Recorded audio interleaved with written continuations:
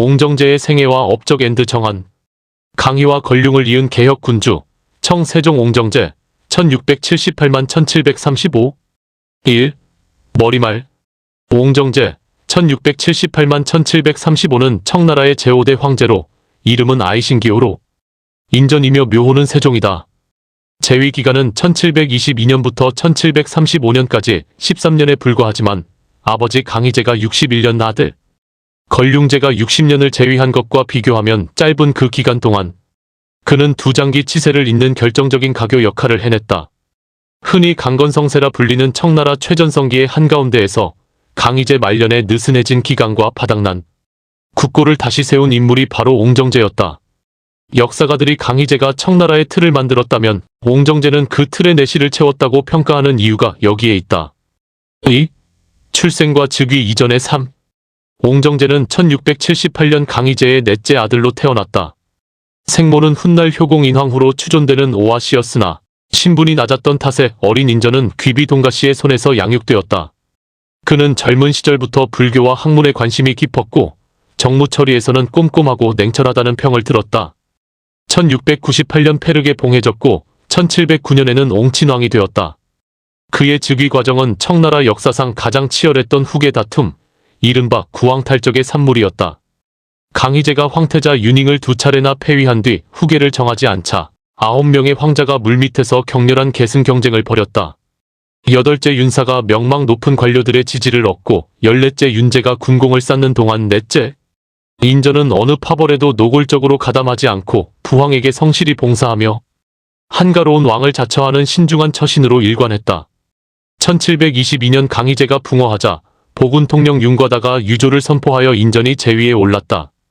이를 두고 14황자에게 전한다는 유조를 사황자로 고쳤다는 위조설이 민간에 널리 퍼졌으나 만주어 한문몽고로로 함께 작성되는 유조의 성격상 그러한 조작은 사실상 불가능하다는 것이 오늘날 학계의 대체적인 견해다.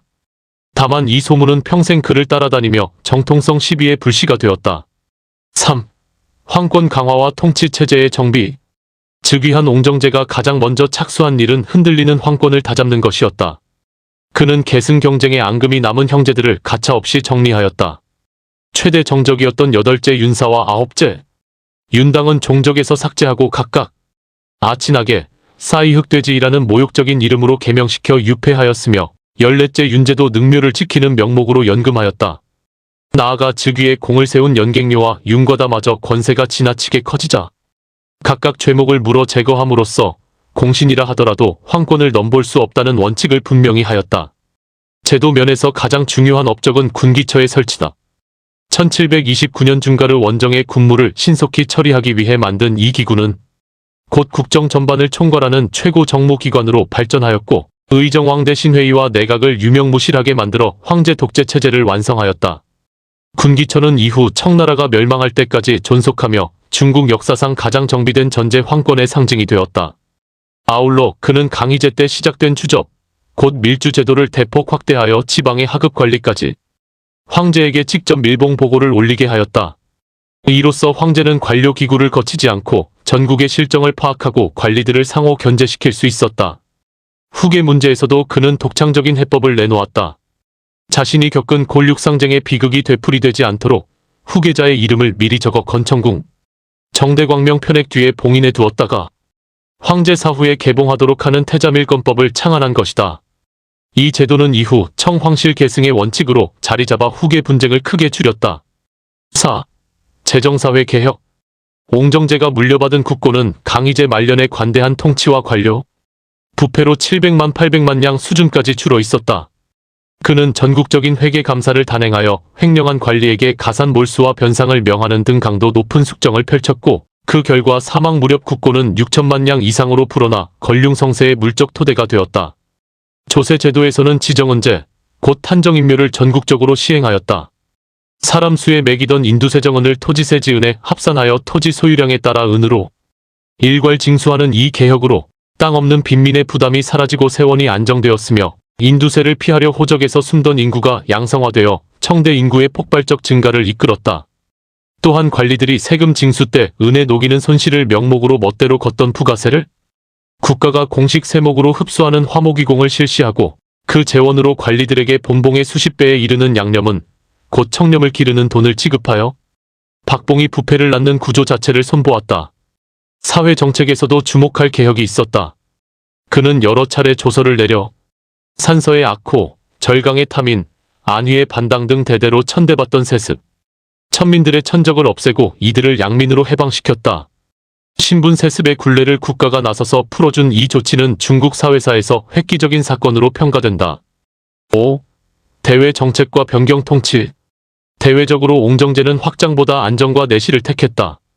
즉위 직후인 1723년 청해 지역에서 호쇼트 몽골의 수장 롭상단진이 반란을 일으키자 대장군 연갱료와 악종기를 보내 이듬해 이를 평정하고 청해를 직할 영역으로 편입하였다. 1727년에는 티베트 내분을 수습한 뒤 라사의 주장 대신을 상주시켜 달라이 라마를 감독하게 함으로써 티베트에 대한 실질적 통치의 기틀을 놓았고, 같은 해 러시아와 캬흐타 조약을 맺어 몽골 방면의 국경을 확정하고 국경 무역을 정비하였다. 서남 지방에서는 운기 총독 아기테의 건의를 받아들여 개토기류를 대대적으로 추진하였다. 묘족 등 소수민족 지역을 세습 토착 수장인 토사 대신 중앙에서 파견한 유관이 다스리게 한 이 정책으로 서남 변경이 명실상부한 중국 행정체계 안에 들어왔다. 다만 준가르 원정은 1731년 호통 노르 전투의 참패로 큰 성과 없이 강화로 마무리되어 준가르 문제의 최종 해결은 걸륭제의 몫으로 남았다. 6. 사상 통제와 문화 정책. 옹정제는 사상 면에서 엄격한 통제 군주였다. 만주족 지배를 부정하는 한족 지식인들의 화의론을 좌시하지 않아 여러 차례 문자의 옥을 일으켰으며, 특히 1728년 서생 증정이 반청 경문을 돌리다 적발된 사건이 유명하다.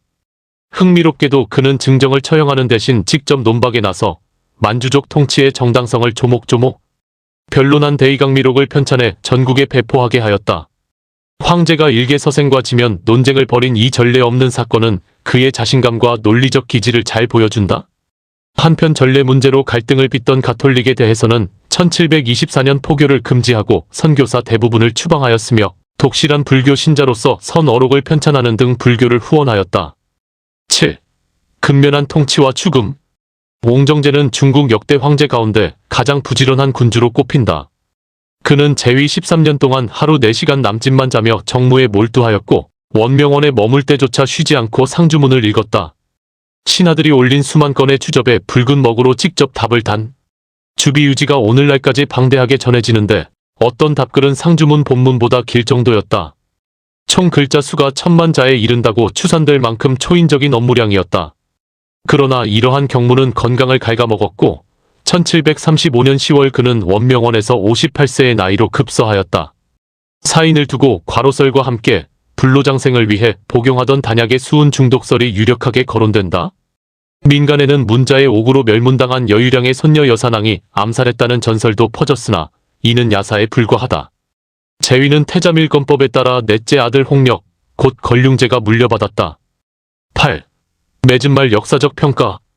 옹정제는 생전에도 사후에도 냉혹한 황제라는 비판에서 자유롭지 못했다. 형제들을 잔인하게 숙청하였고, 밀정 정치와 문자의 옥으로 공포 분위기를 조성했다는 지적이 그것이다. 그러나 오늘날의 역사학은 그를 다시 평가하고 있다.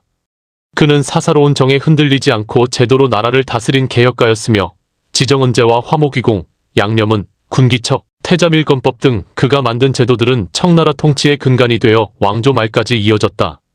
강희제가 넓혀놓은 제국을 그가 다잡아 놓지 않았다면 걸륭 60년의 번영은 불가능했을 것이다.